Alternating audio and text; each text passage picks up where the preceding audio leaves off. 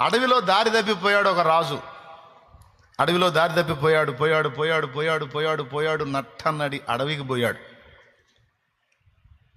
అక్కడ ఒక ప్రత్యేకమైన లొకేషన్ ఉంది. ప్రత్యేకమైన లొకేషన్. బాలమిత్ర, బొమ్మరిల్లు, చందమామ కథలు ఉంటాయి కదా, అట్లాంటి వాటిలో ఒక ఎగ్జాంపుల్ అనుకోండి. పెద్దోళ్ళు చెప్పింది. నట్టనాడు అడవికి పోయిన తర్వాత అక్కడ ఒక లొకేషన్ ఉంది, అద్భుతమైన లొకేషన్, రమ్యమైన లొకేషన్. ఏ మనుషుడు కూడా అక్కడికి పోజాలడు, అలాంటి లొకేషన్. అక్కడ అద్భుతమైనటువంటి కొలను ఒకటి ఉంది. కొలను అంటే తటాకము, సరస్సు, ఏమంటారండి, కోనేరు అంటారు కదా, అది ఉంది అక్కడ. మంచి క్లైమేట్ ఉంది. ఎంత సౌందర్యంగా ఉందో ఆ లొకేషన్. ఆడికి పోయాడు, ఈ రాజు ఆడికి పోయాడు. ఆడపోతే అపురూప సౌందర్యవంతురాలైన ఒక స్త్రీ, ఆమె మనుషురాలు కాదు, ఆమె వేరే ప్రపంచానికి చెందిన స్త్రీ, ఒక దేవకన్య అనుకోండి. అలాంటి స్త్రీ ఒక ఆమె అక్కడ ఉంది. వీడు దారి తప్పిపోయి అడవిలో పడినోడికి ఆమెను చూసేసరికి నేను అడవిలో దారి తప్పాను, నా గతి ఏందన్న ఆలోచన పోయి ఆమెను మోహించాడు. అబ్బాయి ఎంత చక్కగా ఉంది. ఈ రాజుల ఆలోచన ఏంటంటే, చక్కని భార్య రాణి అయితే పుట్టే పిల్లలు సౌందర్యవంతులు అవుతారు, రాజసింహాసనం మీద కూర్చుంటే అందానికి అందం, ఆహార్యానికి ఆహార్యం అన్నీ ఉంటాయి కనుక రాజులు ఎక్కువగా సౌందర్యవంతురాండ్రైన స్త్రీలను వెతుక్కుంటారు. ఎందుకో ఇప్పుడు చెప్పా. అందుకు ఆమెను చూడగానే వీనికి ఆలోచన కలిగింది, ఆహా ఎంత చక్కగా ఉంది ఈమె, నా భార్య అయితే ఎంత బాగుండను. ఆమె వేరే ప్రపంచానికి చెందిన స్త్రీ. వీడు పోయాడు, ఆమెను చూశాడు, ఏదో పాట అందుకున్నాడు, పరవశించిపోయాడు. మొత్తం మీద ఆమెను వేడుకున్నాడు. నేను నీ సౌందర్యానికి ముగ్ధుణ్ణైపోయాను, ఎట్టి పరిస్థితుల్లో నిన్ను పెళ్లి చేసుకోవాలన్నాడు. ఆమంది, మీ జాతి వేరు మా జాతి వేరురా, మీకు మాకు వివాహ సంబంధం పనికిరాదు, కాబట్టి నీ కోరికే మన్నించలేనిది, తగదు, మానుకో అంది. వెళ్ళిపో అని ఫస్ట్ కోప్పడింది. కోప్పడితే లేదు నువ్వు నన్ను ఏం చేసినా పర్వాలేదు, నేను మాత్రం వదిలే ప్రసక్తే లేదు, నిన్నే పెళ్లి చేసుకోవాలన్నాడు. నువ్వు సిద్ధపడితే గాంధర్వ వివాహం చేసుకుంటాను. ఈడొకటి మెంటలోలాగా ఉన్నాడు. కుదరదురా, మనకు మన అనుబంధం సాధ్యం కాదు అంటే కూడా ఒప్పుకోవట్లేదని మళ్ళీ గద్దించింది. చెప్తే అర్థం కదా నీకు,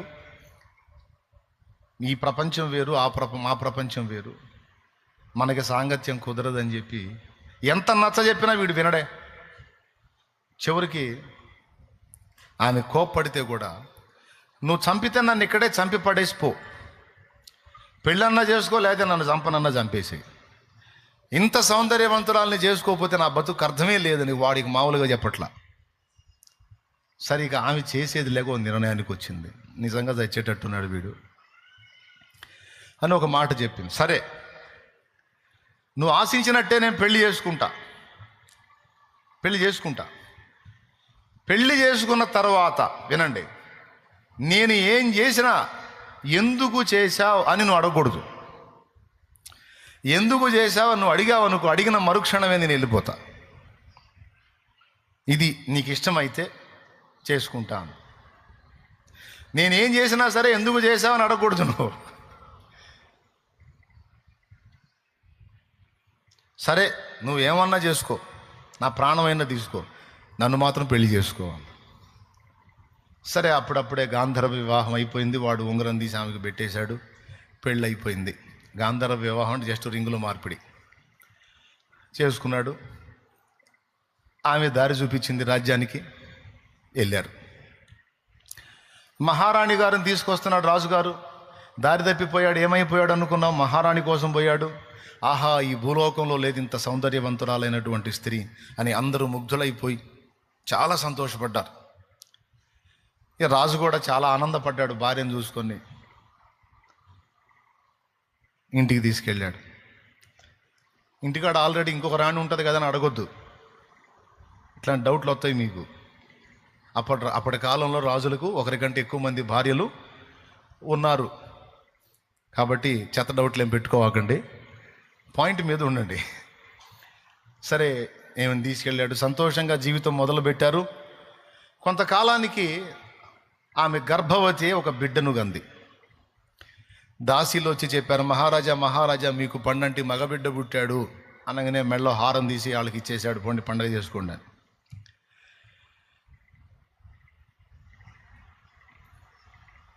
కొంతసేపటికి మహారాజా మహారాజా అనుకుంటారు. ఏమైంది? మహారాణి వారు పుట్టిన బిడ్డను చంపేశారు. చంపేసిందా? అదేంటి అని ఆవేశంగా పోయాడు. తీరా ఆమె దగ్గరకు పోయేసరికి చూసింది, గుర్తొచ్చింది. నేనేం చేసినా ఎందుకు చేసావని నువ్వు అడగకూడదు, అడిగావంటే వెళ్ళిపోతుందిగా.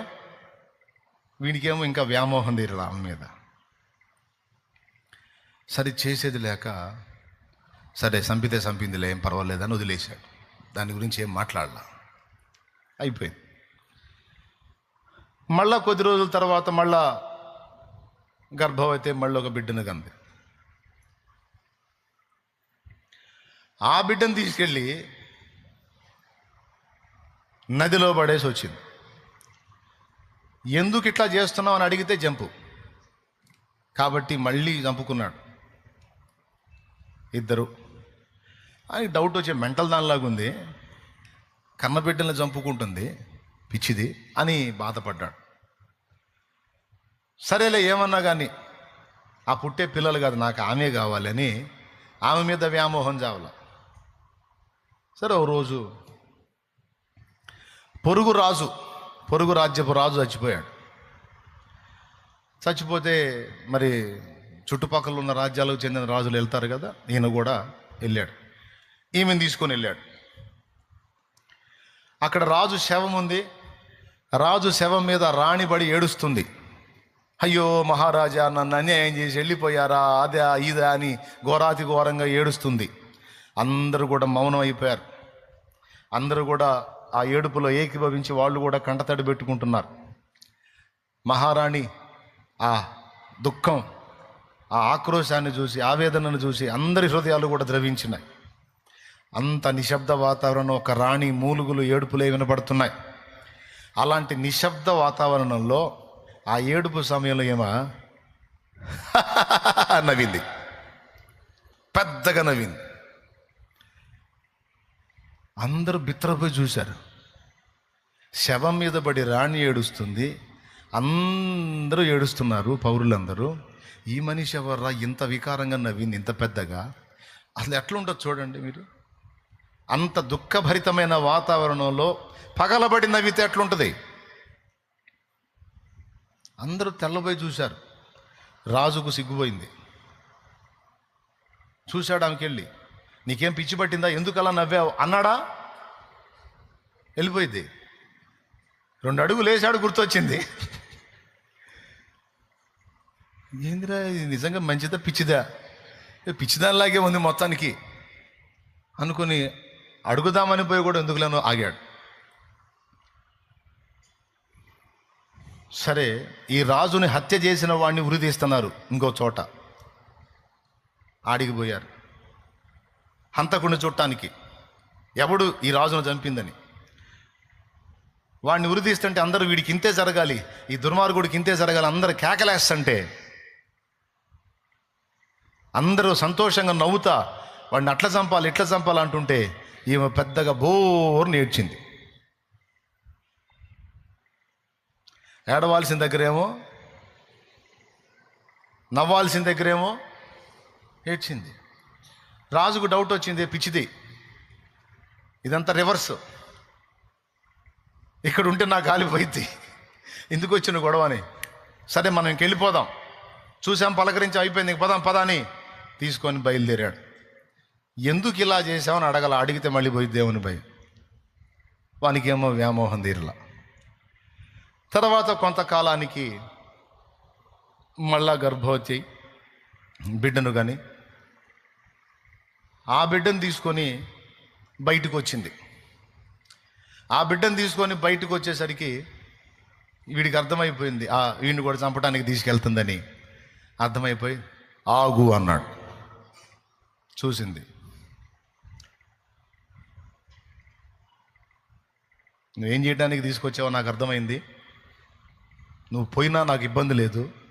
నీ సైకోయిజాన్ని తట్టుకోలేకపోతున్నాను.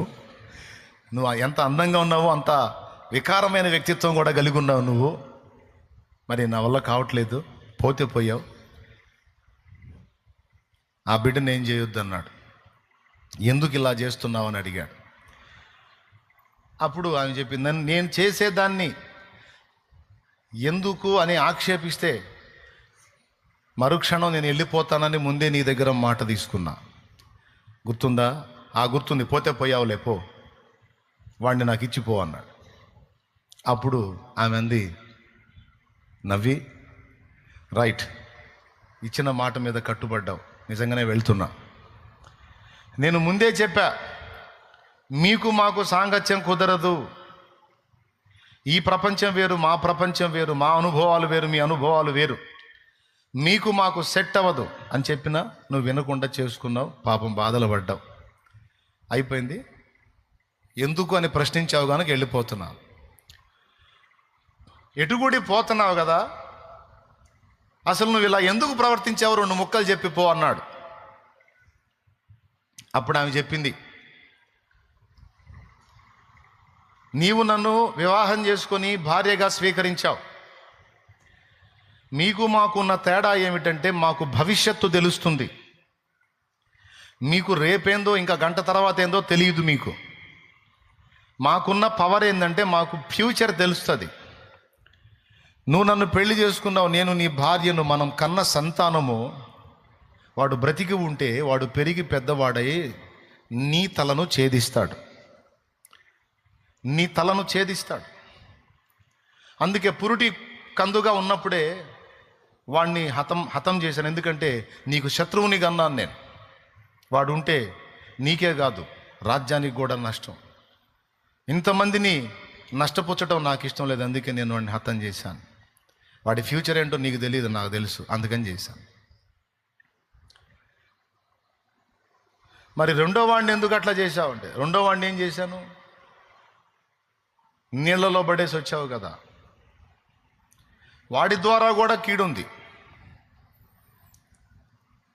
వాడి ద్వారా కూడా నష్టం ఉంది. నేను నీకు మేలే చేయాలి కానీ కీడు చేయకూడదు కనుక కీడుకు కారణమయ్యేవాడిని కూడా బ్రతకనియొద్దని ఆ పని చేశాను. మరి వీడిని ఏం చేయటానికి తీసుకొచ్చావు అంటే, వీడి వల్ల నీకే హాని లేదు, నీ తర్వాత ఈ సింహాసనం ఎక్కడానికి వీడు అర్హుడు, అందుకే వీడిని నీకే ఇద్దామని తీసుకొస్తే నువ్వు అనవసరంగా నన్ను కదిలిచ్చావు అంది. వరి తేడా పడింది అనుకున్నాడు. దేవునికి స్తోత్రం. సరే, ఇవన్నీ అట్టబెట్టు. రాజుగారి శవం దగ్గర రాణిబడి ఏడుస్తుంటే ఎందుకు పక్కపక్క నవ్వావు అని అడిగాడు. అప్పుడు ఆమె చెప్పింది, ఎందుకా, జరిగిందేమో మీకు తెలియదు, జరిగిందేమో నాకు తెలుసు. అక్కడ మహారాణి గారి నటనా చాతుర్యాన్ని చూసి నాకు బహు చోద్యం అనిపించి నవ్వానంది. నటన? అవునరా పిచ్చోడా, నటనే. అసలు వాడిని చంపించిందే ఆమె, వాడిని చంపిందే ఆమె. అర్థమైందా? నేరస్తురాలు ఆమె.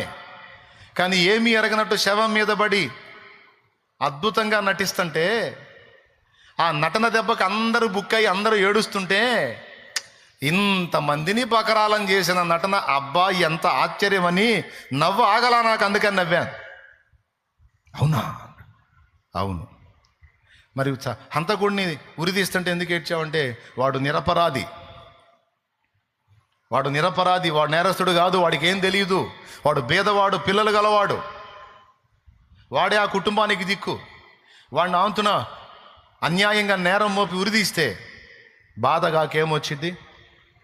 ఇవన్నీ నీకు తెలియవు. నాకు గతం తెలుసు, ప్రస్తుతం తెలుసు, భవిష్యత్తు కూడా తెలుసు. కనుక నేను చేసే చేష్టలన్నీ నీకు పిచ్చి చేష్టల్లాగా అనిపించినాయి. ఇప్పుడు చెప్పు, నా ఈ పిచ్చి చేష్టలా? నాకు అర్థం కాక పిచ్చి చేష్టలు అనుకున్నా. అప్పుడు ఆమె అసలు సంగతి చెప్పేసింది. ఇప్పుడు ఇది విన్నందున మీకేం అర్థమైంది? ఇప్పుడు ఆమెని పిచ్చిదనుకున్న రాజు పిచ్చోడా, లేకపోతే ఆమె పిచ్చిదే? ఇప్పుడు కన్య సంగతి పక్కన పెడితే దేవుడి సంగతికి వద్దాం. దేవునికి స్తోత్రం కలుగును గాక. భూత భవిష్యత్తు వర్తమాన కాలములలో ఉండువాడు. ఆయన చేసే చర్యలు నీకు అర్థం కానంత మాత్రాన, నాకు అర్థం కానంత మాత్రాన దేవుణ్ణి అన్యాయస్తుడు అని అనుకోకూడదు. దేవునికి స్తోత్రం కలుగును గాక. పెద్దగా చెప్పు, దేవుణ్ణి అన్యాయస్తుడు అనుకోకూడదు. ఏదైనా నీకు అన్యాయం జరిగినట్టు అనిపిస్తే నీకు అర్థం కాని ఆలోచన ఏదో దేవుని దగ్గర ఉంది. నువ్వు అడిగే మనసు ఉంటే దేవుని దగ్గర మోకాళ్ళుని, తండ్రి ఇది ఎందుకు ఇలాగ జరిగింది, దీని వెనుకున్న ఆంతర్యం ఏమిటని నువ్వు అడిగితే ఖచ్చితంగా ఆయనకి ఇష్టమైతే నీకు చెప్తాడు. దేవునికి స్తోత్రం. ఏం చేస్తాడు? నీకు చెప్తాడు. ఏదైనా ఎందుకు చేశాడో, ఎలా చేశాడో, ఏ కారణాన్ని బట్టి చేశాడో నీకు కాకపోతే ఎవరికి చెప్తాడు? నీకు చెప్తాడు. ఆయనకి మనసు ఉంటే. లేకపోతే తర్వాత చెప్తా అంటాడు, మొత్తాన్ని చెప్తాడు. ఇప్పుడు కాదు, దీని గురించి నీకు నేను తర్వాత క్లారిటీ ఇస్తా అంటాడు. దానికి కూడా ఒక సమయం నిర్ణయిస్తాడు. అప్పుడు ఆయనే నిన్ను పిలిచి చెప్తాడు, ఇదిగో ఫలానా రోజు ఇది ఎందుకు అని నువ్వు అడిగావు కదా, ఇదిగో ఇప్పుడు నీకు సమాధానం చూపిస్తున్నాదా, చెప్పడం కాదు చూపిస్తా. ఇదిగో ఆ రోజు అలా జరగటం వల్ల ఇది ఇలా జరిగింది, ఇలా జరిగి నీ మలుపులు తిరిగి ఇదిగో ఇప్పుడు ఈ మజిలీకి వచ్చింది. ఇది ఇలా జరగాలి అంటే అక్కడ అది అలా జరగాలి.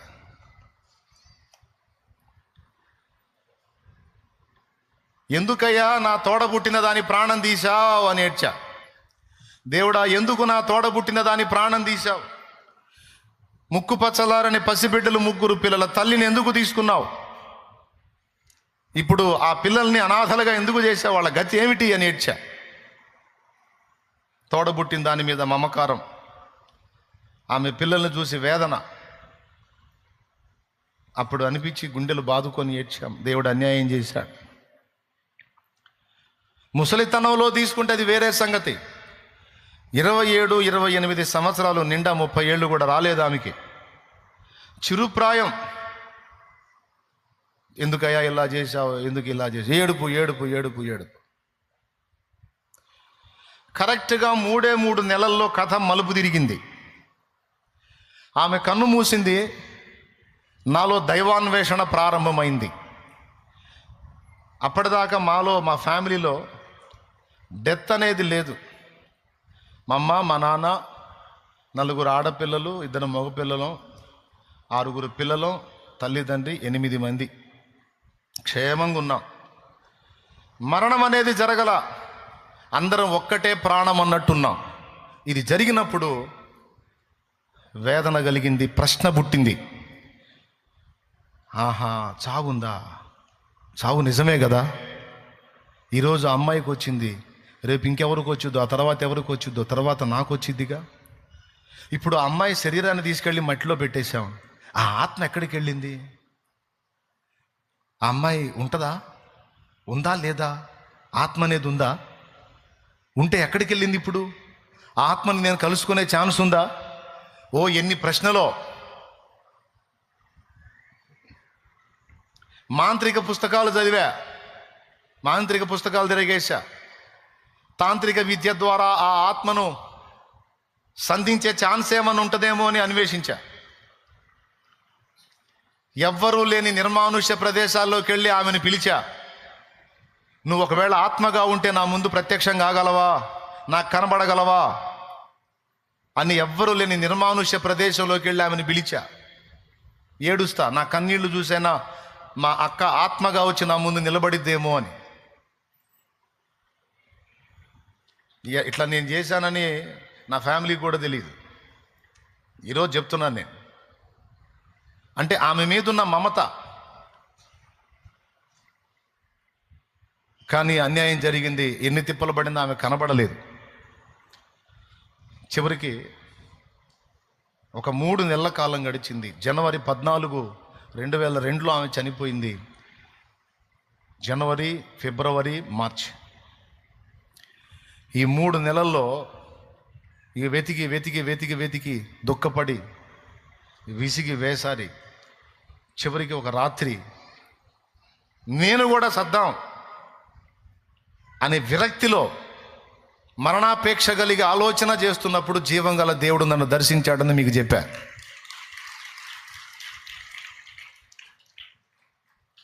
ఈజీగా ప్రాణం పోయేది ఎట్లా? అట్లాంటి ఆలోచనలు చేసుకుంటున్న వేళ నిజదేవుడు నన్ను దర్శించటం, నేను ఆయన వైపు తిరగటం. దేవుని మందిరానికి వెళ్ళిన తర్వాత ఆత్మ అనే దాని గురించి బైబిల్లో ఆదికాండం నుంచి ప్రకటన గ్రంథం వరకు ఆత్మ ఆత్మ ఆత్మ అని ఏ ఆత్మ కోసం నేను అన్వేషించానో ఆ ఆత్మకు సంబంధించిన సబ్జెక్ట్ అంతా బైబిల్లో చూశా. మరణం ఎందుకు వచ్చింది? మృతులైన మానవుల ఆత్మలు ఎక్కడికి వెళ్తున్నాయి? మరణం తర్వాత జీవితం ఏంటి? ఇప్పుడు చనిపోయిన నా సోదరు ఎక్కడుంది? మొదలైన ప్రశ్నలన్నిటికీ బైబిల్లో సమాధానం దొరికింది. అయినా సరే నాకైతే అన్యాయం జరిగింది, మా అక్కయ్య చచ్చిపోయింది. దేవుడైతే అన్యాయం చేశాడు, ఒకటే ఫీలింగ్. కానీ యేసయ్య దగ్గరికి వెళ్ళిన తర్వాత, ఆయన గురించి తెలుసుకున్న తర్వాత నాకు అర్థమైంది, దేవుడు అన్యాయస్తుడు కాదు, దేవుడు అన్యాయము చెయ్యడు. ఆయన చర్యలన్నిట సంపూర్ణ న్యాయం ఉంటుంది. అంతకు మించి ఆమె భూమి మీద ఉండటం ఆమెకు క్షేమం కాదేమో, లేకపోతే నా విషయంలోనూ ఆమె పిల్లల విషయంలోనూ దేవునికి ఉన్న సంకల్పం యొక్క నెరవేర్పు కొరకు ఈ ఘట్టం అవసరమైందేమో. అనేక మంది రక్షణ నా రక్షణతో ముడిపడి ఉంది. నా రక్షణ కార్యం జరగాలంటే నా హృదయానికి గొప్ప గాయం కావాలి.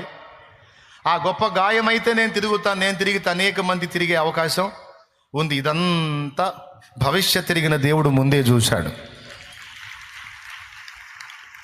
మరణం అనేది నీకు నాకు గొప్ప సంగతి కానీ దేవునికి గొప్ప సంగతి కాదు. దేవునికి నేను కనపడుతున్నాను. 2002లో కన్ను మూసిన మా అక్కయ్య కూడా కనపడతానే ఉంది.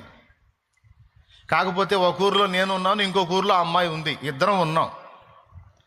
నాకు కనబడట్లేదు కనుక పోయిందే అని నేను బాధపడ్డాను.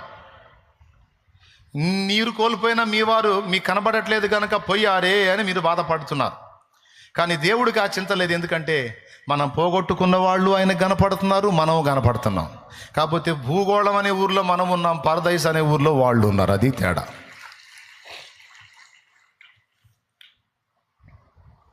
ఎంతమందికి అర్థమైంది? స్తోత్రం చెప్పండి. ఇప్పుడు తర్వాత దేవుడు చేసిన కార్యం చూస్తే, ఆమె తోడబుట్టిన నన్ను దైవ సేవకుడిగా దేవుడు ఏర్పాటు చేశాడు. ఆమె కడుపున పుట్టిన 3 పిల్లల్ని ఆడపిల్లతో సహా సేవకురాల్ని సేవకుళ్ళని చేశాడు.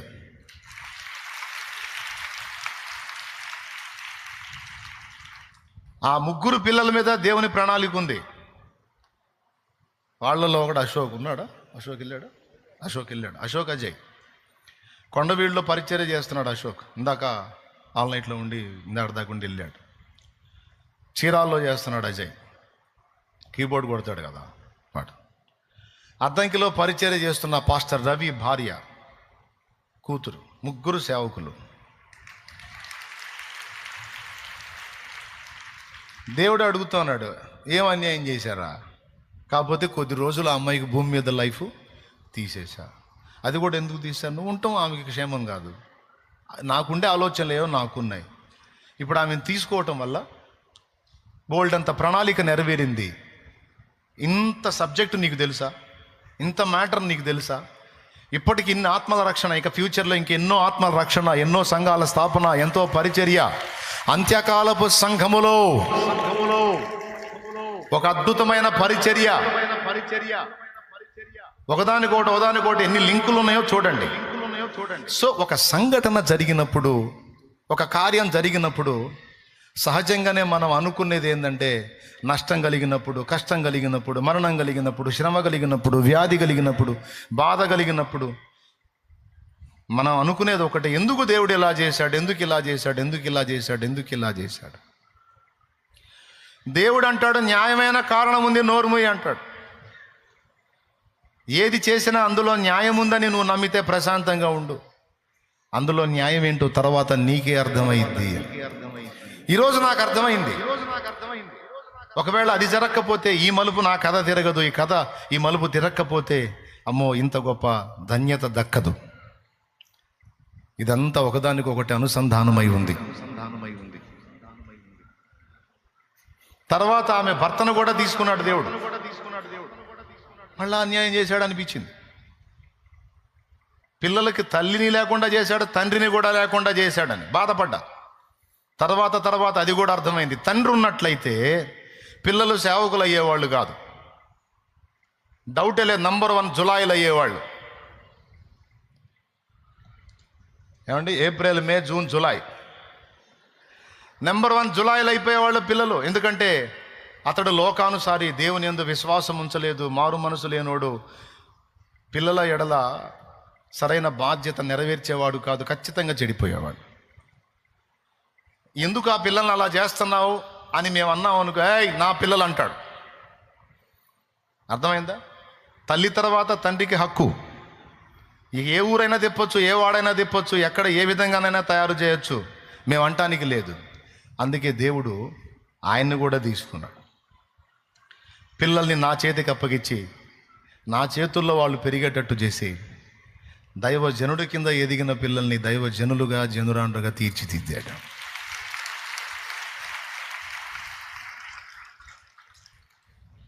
తల్లిదండ్రిని కోల్పోయిన ఆ పిల్లలకి ఆయనే తల్లి అయ్యాడు, ఆయనే తండ్రి అయ్యాడు.